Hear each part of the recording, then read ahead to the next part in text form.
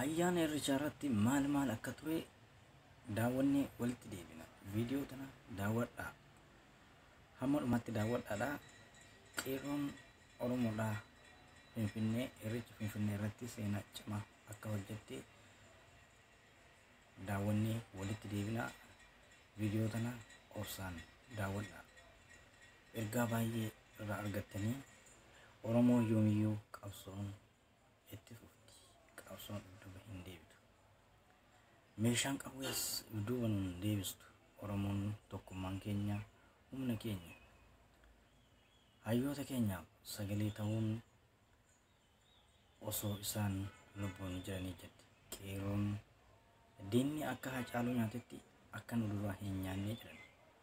Ergaa jajjabaa irreecha magaalaa Finfinnee irratti qeerroon dabarfatte viidiyoo gabaabduu tana daawwannee walitti deebina.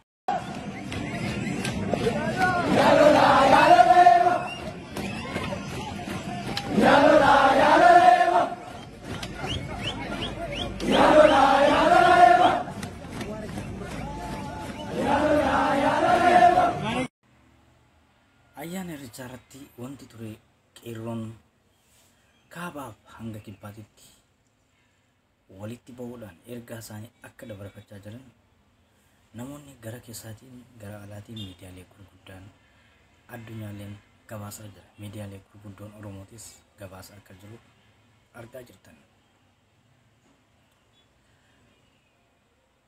Mucattiin haati daa'imaa takka ayyaana irreechaa irratti odoo argamaa deemtu daa'ima si wajjin odoo oliif gad dadhabaa deemtu karaa fagoo dhufuudhaan Samiraa Muhammad jedhamti. Poolisii magaalaa Finfinneetiin reebamtee viidiyoo sanarraa akka ilaalutti waan gara nama balleessuudha. Gochi akkasiisan silaa irraa qusatamee tarkaanfii gahalleen fudhachuu qaba. Kuni Oromoonis sagalee ta'uu qabdanii saappoortii godhaa jirra. Saappoortii godhaa jiranilleen galatoomaadha. Viidiyoo gabaabduu sanarraa daawwannee walitti deebiname.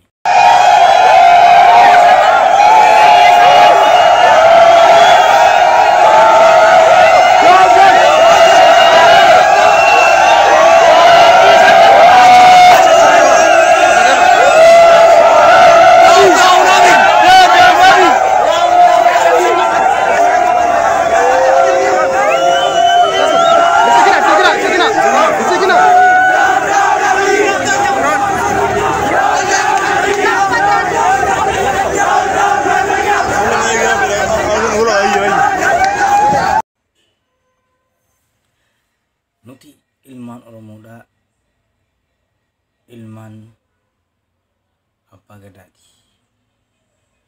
Nuti sanyii Taaddasaa Birruuti, sanyii Elemoo Qilxuuti, sanyii Jaarraa Abbaa Gadaati. Sanyii Waaqoo Birruuti. Kanaafuu diinni nun injifatu jette qeerroon Oromoodhaa. Irreecha magaalaa Finfinnee irrattis Firii Jawaar Mohaammed Baqqalaa Garbaa gaafiin Oromoo deebi'uu qabdi akka jedhan qeerroon Oromoo ergaa isaanii dabarfachaa turan.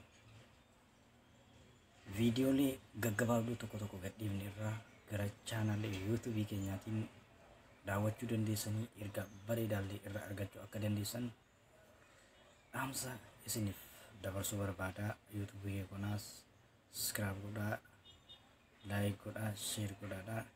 Galatoomaa ulfaadhaadha. Viidiyoo gabaabduu sanarraa ergaa akka hubattan dhaamsa isiniif dabarsaa. Viidiyoo tana daawwannee walitti deebina.